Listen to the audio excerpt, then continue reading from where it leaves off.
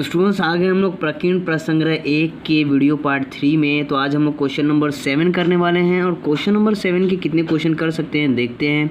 और आप सोच रहे होंगे क्वेश्चन नंबर 6 क्यों नहीं करा रहा हूँ, जैसे कि आपको पता ही है मैंने वीडियो भी बनाया था इस चीज़ का कि क्वेश्चन नंबर जो 6 है वो आपके सिलेबस में नहीं है। 2020 और 21 में जो भी बच्चे एग्ज़ाम दे रहे हैं उनके सिलेबस में नहीं है। तो चलिए क्वेश्चन नंबर 1 जो है वो देख लेते हैं क्या है। तो ऐसे क्वेश्चन जो हैं वो ज़्यादातर आने के चांसेस है एग्ज़ाम में, ठीक है। तो आप देख सकते हो यहाँ पे हम लोग को इसको फील करना है, बट एग्ज़ाम में ऐसे डायरेक्ट भी आ सकता है, ज़रूरी नहीं है फील करने के लिए ही आए। तो ये क्वेश्चन सीखना ज़रूरी है, ठीक है। तो रिलेटेड इससे आ सकता है, अगर इसको आपने समझ लिया एक बार तो आप हमेशा इसको कर सकते हो। तो यहाँ पे देखिए क्या लिखा हुआ है, 2 अंकों वाली संख्या, यहाँ से यहाँ तक पहले देखिए 2 अंकों वाली संख्या लिखा है। तो 2 अंकों वाली संख्या क्या होता है मैं यहाँ पे आपको बताता हूँ। 10 से 99 तक जो होता है वो 2 अंकों वाली संख्या होती है, राइट। आपको इसमें हमेशा मानना कैसे रहता है मैं बताता हूँ। इसमें आपको जैसे कि हम लोग एक नंबर ले लेते हैं 12 नंबर, ठीक है, ओके। तो ये जो नंबर है इसको हम बोलते हैं इकाई, ठीक है। और ये जो नंबर है इसको हम कहते हैं दहाई, ये तो पता ही होगा आपको, ओके। तो जो इकाई के स्थान पे नंबर है वो 2 है और जो दहाई के स्थान पे नंबर है वो 1 है, देख रहे हैं आप, ठीक है। जो इकाई के स्थान पे नंबर होता है उसको हम 1 से गुणा करते हैं और जो दहाई के स्थान पे नंबर होता है उसको हम 10 से गुणा करते हैं, ठीक है। अब ये तो हम लोगों ने 12 माना है, ये तो आंसर में नहीं आने वाला है ना, आप बोल नहीं सकते हो पहले कि आपका आंसर यही है ना। तो आप इकाई के जो स्थान पे नंबर है उसको आप कुछ तो मानोगे, तो चलो उसको हम लोग x मान लेते हैं, ठीक है। मतलब ये जो है ये 1 से गुणा होगा तो आपको मिलेगा क्या, x मिलेगा। और जो दहाई के स्थान पे है इसको भी हम लोग कुछ मान लेते हैं, इसको चलिए हम लोग y मान लेते हैं। और ये 10 से गुणा होगा, ठीक है, तो इसका हो जाएगा 10y, ओके। तो कुछ इस तरह ये दोनों मिलेगा और दोनों को जोड़कर, जैसे कि 2 एक कम 2 और 10 एक कम 10, दोनों को जोड़कर 12 होता है, ये नंबर मिलेगा। वैसे ही इन दोनों को जोड़कर आपको 12 मिलेगा, समझे। मतलब मान रहे हैं 12 मिलेगा, कुछ भी मिल सकता है, ये इन दोनों को जोड़ने के बाद कुछ भी मिल सकता है आपको नंबर। इसका मतलब दोनों को जोड़ा जाता है हमेशा, ठीक है। तो आपको ये नंबर मिला है, इस नंबर को हम लोग कहेंगे मूल संख्या। क्या कहेंगे, मूल संख्या। अभी देखिए इस क्वेश्चन में इकाई के स्थान का अंक जो है, जैसे कि मैंने यहाँ पे बताया मैंने x माना है, वैसे यहाँ पे भी देखिए x माना गया है, ठीक है। और दहाई के स्थान का जो अंक है उसको हम लोग y माने हैं, मैंने यहाँ पे भी y बताया आप लोग को। और यहाँ पे देखिए मूल संख्या क्या मिल रही है, मूल संख्या हमें क्या मिला है, 10y प्लस x। यहाँ पे भी देखिए यहाँ पे 10 जो है वो मिसिंग है, तो यहाँ पे 10 हमने डाल दिया, तो ये मूल संख्या बन गया, जैसे कि मैंने आपको समझा दिया, राइट। अब आगे देखिए यहाँ पे क्या लिखा है, उसके मतलब किसके, ये इसके, उसके अंकों का स्थान परस्पर बदलने पर प्राप्त संख्या, ठीक है। इतना देखो, अंकों का स्थान परस्पर बदलने पर, अंक क्या है हमारे, एक x है और एक y है, इन दोनों को एक दूसरे से बदल देना है। मतलब 10 y के जगह पे x आ जाएगा प्लस और x के जगह पे y आ जाएगा और कुछ इस तरह एक नंबर आपको मिलेगा, ठीक है। तो देखिए यहाँ पे बॉक्स बना हुआ है जो कि मैंने अभी बताया यहाँ पे। तो ये जो मिला है आपको ये मूल संख्या मिला है और ये जो मिला है वो दोनों का अंक जो है वो परस्पर बदलने के बाद मिला है, ठीक है। अभी देखिए स्टूडेंट्स, अभी यहाँ पे देखिए क्या लिखा है, 2 अंकों वाली संख्या। तो यहाँ पे भी देखिए लिखा है 2 अंकों वाली संख्या, फिर लिखा है उसके अंकों का स्थान परस्पर बदलने पर प्राप्त संख्या। तो वहीं पे यहाँ पे लिखा है देखिए अंकों के स्थान परिवर्तन से प्राप्त संख्या, जोड़ने जोड़ने पर मतलब इन दोनों को जोड़ने पर, इसलिए यहाँ पे जोड़ का साइन दिया है, इन दोनों को जोड़ने पर जो योगफल मिलता है वो 143 मिलता है। तो इसीलिए दोनों का जो योगफल मिला है वो 143।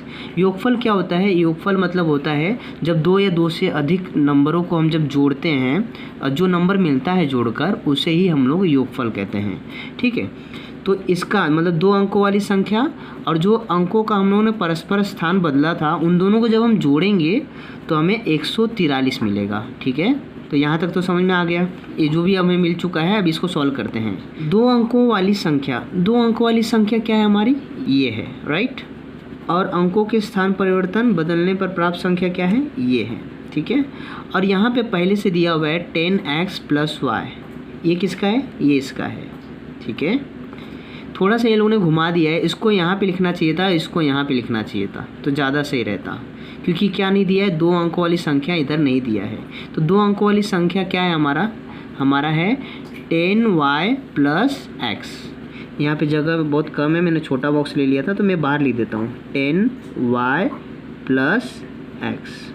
ठीक है, नेक्स्ट स्टेप क्या हो जाएगा? अभी देखिए ये भी 10x है और ये भी x है, तो 2 x है, तो दोनों के देखिए ये भी प्लस में है और ये भी प्लस में है, तो प्लस प्लस प्लस होता है 10 और इस x के आगे 1 है, 10 और 1 11 हो जाएगा, तो 11x। और y देखिए यहाँ पे 1y है और यहाँ पे 10y है, तो ये भी 11y हो जाएगा। तो इस तरह ये भी फिल हो गया।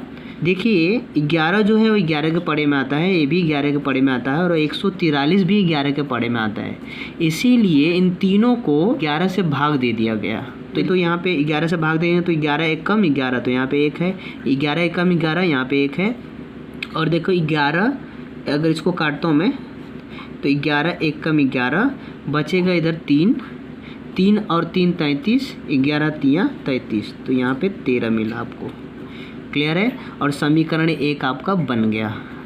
अब समीकरण 2 बनाने के लिए आगे हम लोग रीड करते हैं, जैसे कि मैंने बताया था यहाँ से लेके यहाँ तक जो है वो आपका समीकरण 2 बनेगा। तो चलिए इसको रीड कर लेते हैं हम लोग। क्या लिखा है?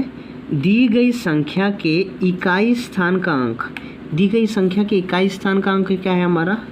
x है। ठीक है, उसके बाद देखिए दूसरा नाम जब आ रहा है तो आप बराबर लगाइए, फिर दहाई स्थान के अंक, दहाई स्थान का क्या अंक है? y है ना। यहाँ पे देखिए हमने माना है दहाई स्थान का अंक y।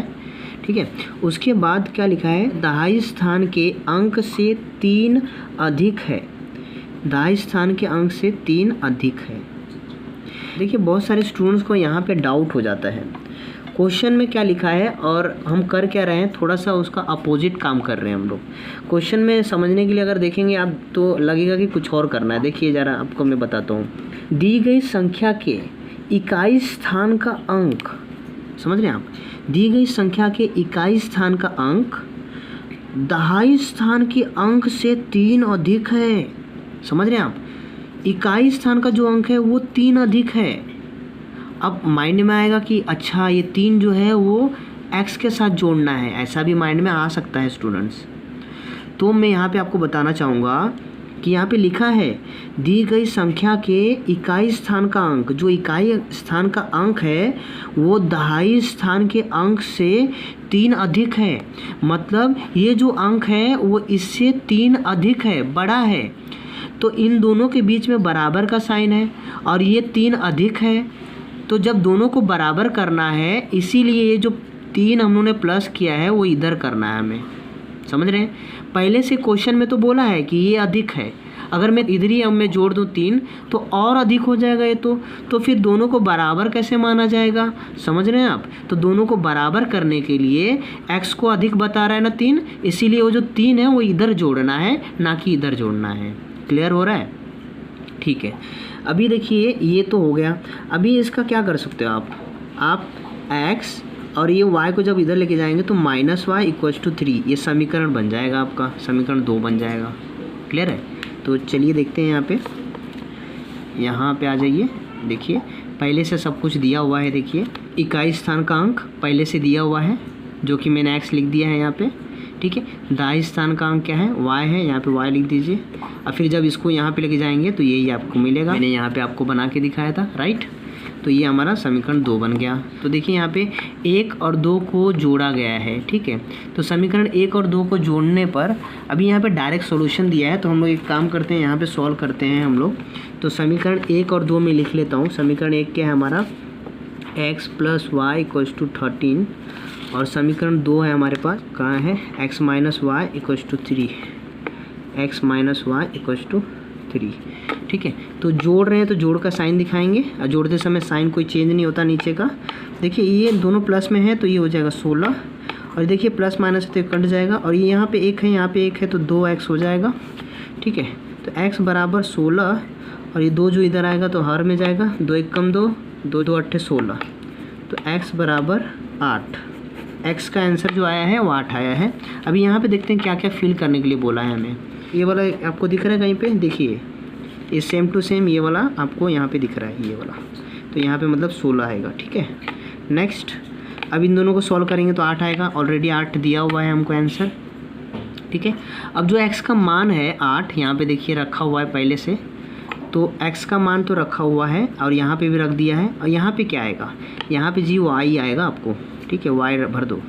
उसके बाद ये जो 8 उधर जाएगा तो यहाँ पे क्या मिलेगा, बराबर 13, 8 जब उधर जाएगा तो -8, ठीक है।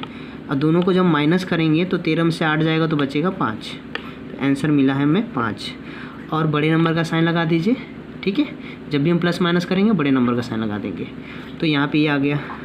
नेक्स्ट, तो जो मूल संख्या है हमारा, हमें XY तो निकालना था, बट हमें वो दिखाना पड़ेगा। अगर आप यहीं पे स्टॉप कर देंगे तो आपका मार्क्स कट जाएगा। हमें वो मूल संख्या चाहिए, मूल संख्या मतलब हमें डबल नंबर चाहिए। तो डबल नंबर के लिए आपने मूल संख्या क्या माना था स्टार्टिंग में, इसको माना था, राइट। तो इसको चलिए हम यहाँ पे सॉल्व करते हैं। यहाँ पे तो 10 और y हमें कितना मिला है, 5 मिला है, ठीक है। अब प्लस x है हमारे पास कितना, 8 है। उसके बाद 10 का पढ़ा 5 बार पढ़ेंगे तो हो जाएगा 50, प्लस 8, इन दोनों को जोड़ेंगे तो 58 हो जाएगा, ठीक है। तो इसीलिए यहाँ पे आप क्या लिखेंगे, 50। तो आई होप स्टूडेंट्स आप लोग को ये क्लियर समझ में आया होगा। तो चलते हैं अभी हम लोग क्वेश्चन नंबर 2 में। तो स्टूडेंट्स क्वेश्चन नंबर 2 में आ गए हैं, ज़रा रीड कर लेते हैं इसमें क्या लिखा हुआ है। कांताबेन ने दुकान से 1.5 किलो चाय की पत्ती तथा 5 किलो शक्कर खरीदी। दुकान जाने आने के लिए उन्हें रिक्शा का किराया 50 रुपये देना पड़ा। ऐसे कुल 700 रुपये खर्च हुए। ओके, बाद में उन्हें समझ में आया कि यह वस्तु ऑनलाइन ऑर्डर देकर भी उसी दर पर ही घर पहुंच मिलती है। अगले महीने उन्होंने 2 किलोग्राम चाय की पत्ती तथा 7 किलोग्राम शक्कर ऑनलाइन मंगवाई। तब उन्हें 880 रुपये खर्च किए। चाय की पत्ती और शक्कर की प्रति किलोग्राम दर ज्ञात कीजिए। प्रति मतलब होता है 1 किलो, ठीक है, और दर मतलब क्या हो गया, 1 किलो का प्राइस, 1 किलो का मूल्य जो है वो कितना है शक्कर का और चाय पत्ती का, वो हमें निकालना है। तो जो हमें निकालना होता है पहले तो उसको आप मान लीजिए, ठीक है। तो मैं यहाँ पे मान लेता हूँ, लिख लेता हूँ यहाँ पे। तो आप देख सकते हो कि मैंने यहाँ पे मान लिया है जो चाय की पत्ती का प्रति किलोग्राम दर जो है वो x रुपया है, और शक्कर का जो प्रति किलोग्राम दर है वो y रुपया है। मैंने ये मान लिया है, ठीक है। अब देखते हैं कि क्वेश्चन में जो कि यहाँ से लिखा हुआ है और 700 रुपये खर्च हुए, यहाँ तक समीकरण 1 बनेगा, ठीक है। अब इसको बनाने के लिए देखते हैं क्या क्या चाहिए हमें। तो देखिए यहाँ पे लिखा है कांताबेन ने दुकान से 1.5 किलो चाय की पत्ती तथा 5 किलो शक्कर खरीदी। अच्छा, 1.5 किलो जो चाय की पत्ती उसने खरीदी है उसका कितना पैसा उसने भरा होगा वो हमें नहीं मालूम, और जो शक्कर 5 किलो ख़रीदा है उसका कितना पैसा भरा होगा वो भी हमें नहीं मालूम, ठीक है। बस हमें रिक्शा का भाड़ा मालूम है और टोटल खर्चा मालूम है हमें 700 रुपये गया है, ठीक है। टोटल खर्चा तो पता है हमें, पर अब शक्कर का और चाय पत्ती का कितना खर्चा है वो नहीं मालूम है। पर आप निकाल सकते हो। कैसे निकाल सकते हो, देखिए अगर मैं एग्जांपल के थ्रू आपको समझाऊं, मान लेते हैं कि अगर एक पेन है उसकी प्राइस 10 रुपये है, ठीक है। तो अगर मैं आपको बोलूं 5 पेन है तो उसकी प्राइस क्या होगी, तो एक पेन की जो प्राइस है 10 रुपया, आप क्या करोगे 5 पेन से गुणा कर दोगे डायरेक्ट, है ना, तो आपको डायरेक्ट 50 रुपया मिल जाएगा, है ना, यही करोगे। अगर मैं बोलूँ 10 पेन का प्राइस क्या होगा, तो भी आप 10 रुपये से गुणा कर दोगे। अगर मैं वही कहूँ कि 15 पेन का प्राइस क्या होगा, तो आप 10 से 15 में गुणा कर दोगे। तो बड़ी आसानी से आप निकाल सकते हो अगर एक की प्राइस आपको पता होगी तो। वैसे ही हमारे पास चाय पत्ती का जो हमारे पास मूल्य है वो x रुपया है, तो आप x का गुणा 1.5 से कर दोगे तो 1.5x आ जाएगा, ठीक है। वैसे ही शक्कर का 5 किलो लिया है उसने, पर प्राइस क्या हमें नहीं मालूम है, पर हमें शक्कर का 1 किलो का प्राइस क्या मालूम है, y मालूम है, ठीक है। तो हम लोग क्या कर देंगे 5 का गुणा y से कर देंगे तो आपको मिल जाएगा, ठीक है। तो मैं यहाँ पे लिख लेता हूँ, आपको ज़्यादा समझ में आएगा फिर। तो देखिए मैंने इसको लिख लिया है। उसके बाद और हमारा खर्चा क्या हुआ है, हमारा रिक्शे का जो खर्चा हुआ है वो लिख लेता हूँ मैं यहाँ पे, और कुल खर्चा जो है वो लिख लेता हूँ मैं यहाँ पे, ये लिख लिया मैंने। अब देखिए यहाँ पे आप इसी से एक समीकरण बना सकते हो। कैसे बना सकते हो, देखिए चाय पत्ती का जो प्राइस है वो 1.5x है और शक्कर का 5y है, ठीक है। इन दोनों को जोड़ देंगे और प्लस रिक्शे का जो किराया लगा था उसको जोड़ देंगे तो हमारा 700 रुपया मिलेगा, ठीक है। तो इस तरह करके मैं यहाँ पे समीकरण अभी बनाऊँगा, आप देखते रहिए।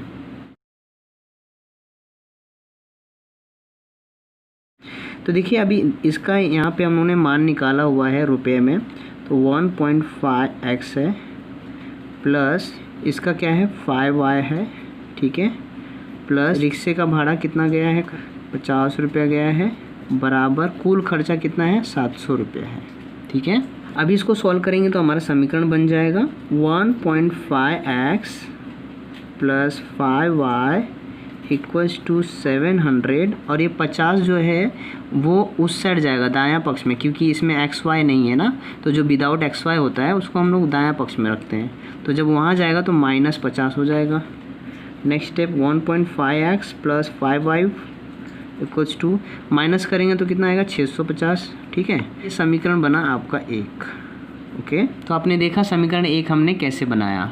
अभी समीकरण 2 लिख देते हैं, तो मैं लिख देता हूँ सेम टू सेम ऐसे ही करना है, तो मैं लिख देता हूँ इसीलिए इसी प्रकार। तो देखिए मैंने यहाँ पे लिख दिया इसी प्रकार दूसरी शर्त के अंदर। अब दूसरी शर्त में क्या है, देखिए क्वेश्चन में चलते हैं। दूसरी शर्त में देखिए यहाँ से उसने ऑनलाइन जो ऑर्डर किया था वो कितना किया था, देखिए चाय पत्ती जो देखिए 2 किलो ऑर्डर किया है, तो मैं यहाँ पे लिख सकता हूँ। तो देखिए मैंने यहाँ पे 1.5 किलो की जगह मैं अब 2 किलो लिख दूँगा, और यहाँ पे देखिए पहले 5 किलो किया था तो अभी 7 किलो ऑर्डर किया है, तो यहाँ पे 5 की जगह 7 किलो लिख दूँगा, ठीक है। उसके बाद जो यहाँ पे खर्चा गया था रिक्शे का, यहाँ पे तो जाना नहीं पड़ा, तो ये रिक्शे का जो खर्चा है वो यहाँ पे बच गया है, ठीक है। और कुल खर्चा यहाँ पे कितना है 880 है, और यहाँ पे हमारे पास 700 था। तो सेम टू सेम ऐसे ही मैं फॉर्म वापस यहाँ पे लिख लेता हूँ, ठीक है, डायरेक्टली यहाँ पे लिख लेता हूँ मैं। तो देखिए मैंने यहाँ पे लिख लिया स्टूडेंट्स। अभी नेक्स्ट स्टेप क्या हो जाएगा, यहाँ पे 2 है तो 2 की जगह आप क्या लिखोगे 2x लिखोगे, प्लस यहाँ पे क्या लिखोगे आप 7y लिखोगे, बराबर यहाँ पे कुल खर्च कितना है 880 रुपया, राइट। इस तरह आपका समीकरण 2 बन गया। क्लियर है। तो देखिए समीकरण 1 और समीकरण 2 बना दिया हम लोगों ने। कैसे बनाया आपने देखा, यही सबसे मेन वर्क था, अदरवाइज़ आगे का तो आप खुद भी कर लोगे। फिर भी चलिए हम लोग फटाफट कर लेते हैं अभी इसको। देखिए क्या करना है यहाँ पे 1.1 में आपने सीखा ही है ना युगपत समीकरण, वैसे इसको सॉल्व करना है, ठीक है। अभी देखिए ये जो 1.5 है और यहाँ पे देखिए x है, इन दोनों को नहीं देखते हैं हम लोग, y को देखते हैं। तो y देखिए यहाँ पे 5 है और यहाँ पे 7 है, दोनों सेम नहीं है। तो दोनों को सेम करने के लिए क्या कर सकते हो, अगर 5 में 7 से गुणा कर देंगे, ठीक है, किससे 7 से, और 7 में 5 से गुणा कर देंगे, ठीक है, तो ये दोनों 35 हो जाएगा। और समीकरण 3 और समीकरण 4 मिलेगा इन दोनों से, और समीकरण 3 और जो 4 मिलेगा वो दोनों 35-35 हो जाएगा। फिर आप सॉल्व कर सकते हो, ठीक है। तो मैं यहाँ पे कर लेता हूँ। कैसे करूँगा मैं, समीकरण 1 में 7 से गुणा करने पर लिख देता हूँ मैं यहाँ पे। देखिए मैंने ये लिख लिया है। अभी 7 से गुणा करेंगे आप तो कैसे हो जाएगा, देखिए अगर यहाँ पे आप 7 से गुणा करेंगे तो 7 × 5 = 35 होता है, तो यहाँ पे 5 आएगा, और हासिल कहाँ लगेगा, यहाँ पे 3 लगेगा हासिल। फिर आप दशमलव लगाएंगे, फिर 7 × 1 = 7 बोलेंगे, और जो 3 हासिल लगा था वो 3 और 7 हो जाएगा 10। तो यहाँ पे 10 x है तो x लिख लीजिए, प्लस यहाँ पे क्या हो जाएगा 7 × 5 = 35, तो 35y बराबर यहाँ पे भी 7 से हम लोग गुणा कर लेते हैं, तो 7 से गुणा करेंगे तो 7 का पड़ा 0 में पढ़ेंगे तो 0 ही आएगा, और 7 × 5 = 35 होता है तो यहाँ पे 5 आएगा, हासिल लगेगा 3, और 7 × 6 = 42, 42 और 3 = 45। इस तरह हमें मिला है समीकरण 3। ठीक है, अभी देखिए इसमें भी गुणा कर लेते हैं, तो इसमें भी लिख देता हूँ समीकरण 2 के दोनों पक्षों में 5 से गुणा करने पर। देखिए अभी मैंने लिख लिया है, अभी गुणा कर लेते हैं। चलिए, अगर मैं यहाँ पे 5 से गुणा करूँगा तो 5 दूनी 10 हो जाएगा, 10x प्लस 5 × 7 = 35 y बराबर 5 का पड़ा 0 में पढ़ोगे तो 0, 5 × 8 = 40, हासिल लगेगा यहाँ पे 4, फिर 5 × 8 = 40, 40 और 4 = 44। इसको समीकरण आप 4 बोल दो। ठीक है, तो देखिए आपका समीकरण 3 और 4 जो है, देखिए इन दोनों का y जो है वो सेम हो चुका है और दोनों प्लस में है, देख रहे हैं। इसीलिए हम लोग समीकरण 3 में से समीकरण 4 को घटाएंगे। क्यों हम समीकरण 3 में से घटा रहे हैं? क्योंकि ये देखिए ये नंबर बड़ा है इससे। ठीक है, इसीलिए तो मैं यहाँ पे लिख लेता हूँ समीकरण 3 में से समीकरण 4 को घटाने पर, और इन दोनों समीकरण को लिख लेता हूँ मैं। ठीक है, तो देखिए स्टूडेंट्स, मैंने लिख लिया है समीकरण 3 में से समीकरण 4 को घटाने पर, और मैं समीकरण 3 और 4 लिख लिया है। और जब भी देखिए घटाते ना तो यहाँ पे घटाने का साइन दिखाने का, और घटाते समय नीचे का जो साइन होता है वो चेंज हो जाता है। देखिए यहाँ पे प्लस था तो माइनस हो गया, यहाँ पे प्लस था तो ये माइनस हो जाएगा, यहाँ पे प्लस था तो माइनस हो जाएगा। देखिए नीचे वाले समीकरण का हमेशा साइन चेंज करेंगे। अगर आपको डीप में थोड़ा सा पढ़ना है ना तो आप मेरा 1.1 का लेक्चर जाके अलजेब्रा का जरूर बैठिए, आपको डीप में पढ़ने को मिलेगा। अगर आपको ऐसा लग रहा है कि मैं फास्ट बता रहा हूँ तो आप ज़रूर वहाँ पे जाके ज़रूर देखिएगा, और अगर समझ में आ रहा है तो वेरी गुड। ठीक है, नेक्स्ट देखिए, अगर मैं इन दोनों को माइनस करता हूँ मैं, तो 0 में से 0 जाएगा तो 0 बचेगा, 5 में से 0 जाएगा तो 5 बचेगा, 5 में से 4 जाएगा तो 1 बचेगा, 4 में से 4 गया तो 0 बच जाएगा। ठीक है, नेक्स्ट ये देखिए प्लस और ये माइनस हो चुका है तो दोनों कट जाएंगे। ठीक है, अब 10.5x यहाँ पे 10 है, तो 10 में से 10 जाएगा तो सिर्फ 10.5 बच जाएगा, तो मैं लिख देता हूँ 0.5x। नेक्स्ट स्टेप क्या हो जाएगा स्टूडेंट्स, x = 150/0.5 इस तरह। ठीक है, क्योंकि यहाँ पे गुणे में था तो वो हर में चला गया, आपको पता ही होगा। नेक्स्ट स्टेप क्या हो जाएगा स्टूडेंट्स, देखिए अगर आपको भाग देना है तो यहाँ तो पॉइंट में है, तो एक काम करते हैं इसको पॉइंट से हटा लेते हैं। और पॉइंट से कैसे आप हटा सकते हैं, देखिए पॉइंट के बाद कितना नंबर है, 1 नंबर है, मतलब 5 दिख रहा है आपको पर 1 नंबर माना जाता है ना उसको। पॉइंट के बाद अगर एक और 5 होता तो 2 नंबर बोलते हैं हम लोग। पॉइंट के बाद 1 नंबर है अगर, तो आप 10 से गुणा करेंगे, और आप नीचे 10 से गुणा कर रहे हैं अगर, तो ऊपर भी आपको गुणा करना पड़ेगा 10 से, याद रहे। ठीक है, सिर्फ नीचे ही नहीं करना है, ऊपर भी करना पड़ेगा। ओके, और यहाँ पे आप चाहिए तो रीज़न लिख सकते हो कि अंश तथा हर में लिख देता हूँ मैं, नहीं भी लिखते तो कोई प्रॉब्लम नहीं होता, बट ठीक है लिख देंगे तो अच्छी बात है। ठीक है, नेक्स्ट देखिए अगर गुणा करेंगे ये सेम ही रहेगा नंबर, सिर्फ 1 0 इसमें बढ़ा दीजिए, और इसमें जब गुणा करेंगे आप तो आपका आंसर जो आएगा वो 0.5 आ जाएगा। अब 5 के आगे जो 0 है उसका कोई वैल्यू तो है नहीं, तो डायरेक्ट हम लोग 5 लिख देते हैं। नेक्स्ट स्टेप क्या हो जाएगा, 5 × 5 और 5 × 3 = 15, और ये डबल 0 जो है बगल में लगा दीजिए, 300 आंसर आया आपका x का। क्लियर है, तो इसको हम लोग रुपीज़ बोल सकते हैं क्योंकि हम लोग इसको रुपीज़ माने हैं। अभी जो x का मान है वो हम लोग कोई भी समीकरण में रख देंगे जो सिंपल लगेगा, और y का मान मिल जाएगा हमें, तो लिख देता हूँ मैं। देखिए मैंने यहाँ पे समीकरण लिख लिया है। समीकरण देखिए x का मान आपके पास है तो आप लिख सकते हो 2 गुणे x का मान कितना है 300। ठीक है, गुणा है इनके बीच में, दिखता नहीं है, पर उसके जगह जब नंबर लिखोगे तो गुणा आपको दिखाना पड़ेगा, नहीं दिखाओगे तो 2300 हो जाएगा, है ना। फिर प्लस 7y = 880। नेक्स्ट स्टेप क्या हो जाएगा, इन दोनों का गुणा कर लीजिए आप, तो 2 का गुणा करेंगे 0 से तो 0, 2 का गुणा करेंगे तो 0, 2 3 6। ठीक है, plus 7y = 880। Okay, next step क्या हो जाएगा स्टूडेंट्स, ये 600 को जब वहाँ पे लेके जाओगे तो क्या हो जाएगा, माइनस में चला जाएगा क्योंकि यहाँ पे वो प्लस में है। ओके, माइनस कर लीजिए 7y, माइनस करेंगे तो स्टूडेंट्स बचेगा 280, ठीक है। नेक्स्ट स्टेप क्या हो जाएगा, 280/7, 7 एक कम 7 और 7 चौक 28, ओके। और ये जो 0 है तो 40, तो आपको जो y का मान मिला है वो 40 रुपया मिला है, ठीक है। तो देखिए y हमारा क्या था, शक्कर का जो प्राइस था 1 किलो वो हमें 40 मिला है, और जो चाय पत्ती का प्राइस है हमारा 1 किलो का वो हमारा 300 रुपया मिला है, ठीक है। तो इस हिसाब से हमारा x और y का मान मिल चुका है। तो मैं आंसर यहाँ पे नीचे दिखा देता हूँ, ठीक है।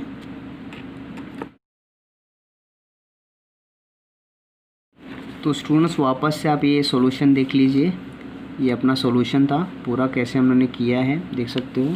उसके बाद अपना ये स्टेप आया है, ठीक है।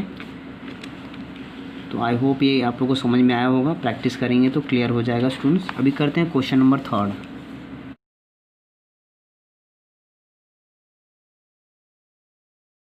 तो स्टूडेंट्स क्वेश्चन नंबर 3 में आ गए हैं, देख लेते हैं क्या करना है इसमें।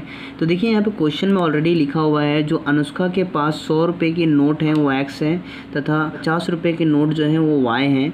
तो वो माना गया है, इसीलिए मैं यहाँ पे लिख लेता हूँ, माना अनुष्का के पास 100 रुपये के नोट x तथा 50 रुपये के y हैं, ठीक है। तो ये तो मैंने लिख लिया स्टूडेंट्स। अभी मैं एक चीज़ और लिख लेता हूँ, यहाँ पे लिखा हुआ है देखिए, अनुष्का को आनंद द्वारा दिए गए उपरोक्त नोटों का रुपयों में मान 2500 है। इसका मतलब जो 100 रुपये की नोट हैं और जो 50 रुपये के नोट हैं वो टोटल 2500 रुपये हैं। तो मैं यहाँ पे ये भी लिख लेता हूँ। देखिए पहली शर्तानुसार क्या बनेगा, बहुत सिंपल सी बात है। 100 रुपये के जो नोट हैं वो हमारे पास कितने हैं, x हैं। तो मैं लिख सकता हूँ यहाँ पे। तो स्टूडेंट्स आप देख सकते हो यहाँ पे मैंने लिख लिया 100 रुपये के नोटों की जो संख्या है वो x है, तो 100x हो जाएगा। और 50 रुपये की नोटों की जो संख्या है y है, तो वो 50y हो जाएगा, ठीक है। तो अभी समीकरण क्या बन रहा है आपका, देखिए 100x प्लस 50y बराबर 2500। तो देखिए इसको और भी छोटा हम लोग कर सकते हैं। देखिए ये भी 50 के पड़े में आता है, ये भी 50 के पड़े में आता है, और ये भी 50 के पड़े में आता है। तो हम लोग दोनों पक्षों में 50 से भाग दे सकते हैं। तो मैं यहाँ पे 50 से जब भाग दूंगा, यहाँ पे देखिए 50 का पड़ा कितनी बार पढ़ोगे, इधर 2 बार, तो 2x प्लस यहाँ पे 1 बार पढ़ोगे तो यहाँ पे सिर्फ y रहेगा। भाग दे देते हैं हम लोग यहाँ पे 50 से, ये 0 कट गया, 5 एक कम 5, 5 पचे 25 और 0 50 बार, ओके। तो ये समीकरण 1 बना आपका। तो ये आपको समझ में आ गया होगा। अब मैं लिख देता हूँ दूसरी शर्तानुसार। देखिए दूसरी शर्तानुसार जो है वो यहाँ से हमें मिलेगा, ठीक है। यहाँ पे क्या लिखा है, आनंद ने उसे नोटों की संख्या परस्पर बदल कर पैसे दिए होते तो वह राशि 500 रुपये कम हो जाती। इसका मतलब ये है स्टूडेंट्स कि जो 100 रुपये के भी जितने नोट हैं, ठीक है, उतने 50 रुपये के अगर होते, और जितने 50 रुपये के नोट हैं उतने 100 रुपये के नोट होते, तो 500 रुपया कम हो जाता, ठीक है।